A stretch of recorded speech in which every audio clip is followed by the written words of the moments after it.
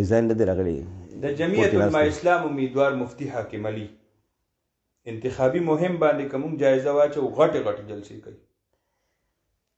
جمعیت علما اسلام چې دی اوس هغه ډېر زیات زور لګوي، ولې چې هغوی ته اوس پته ولګي چې په دې حلقې باندې چې موږ الیکشن کوو نو موږ پې کې 63 حلقه ضمن الیکشن چې دا هغه نه ده چې هغې که پوزیشن یو ځای کې متفق شوي په یو جنډې لاندې ټول لګېدلي وو. امیدوار کوم دا محنت دا کو کامیابي ته ځان رسوو نو موږ خپل ځان باندې به رسوو، په خپله به رسوو، بل چا حمایت بل سیاسي جماعت ایډجسټمنټ سره نشته دی. نو ځکه مفتي چې دی حاکم علي حقاني هغه ډېر زیات خپل انتخابي مهم کې تیزي راویستې ده او هر ځای ته رسي او ګڼې اجتماعات هغې منعقد کوي. ګنډېرو کلي کې هغه ډېر غټه اجتماع شوي ده او دا یې ویلي چې ګنډېرو چې دی نو د جمعیت الاسلام ګډ دی نو واقعي ډېر ګڼ خلک هغه ده د مدارسو دی اکټیویټي لحاظ سره که مونږ ګورو نو دې ټایم کې پی ټي آی پسې دویم نمبر کې روان دی جمعیت الاسلام.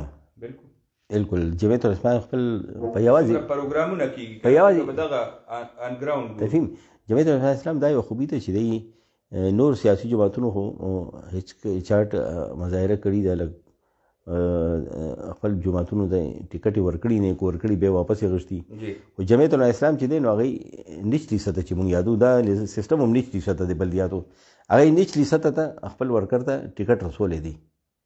نو مغه ورکر چې دی مغه ورکر د زړه د خلاصه خپل تحصیل امیدوار ته دا د جنرال سیکرټري د مشر دی نو خپل ضلعي جنرال سیکرټري حاکم علي حقاني ته پوره سپورټ ورکوي ورته. چې ته د کارنر میټینګ نو هغوی مخکې نه سټیج و هر څه تیار کړي وي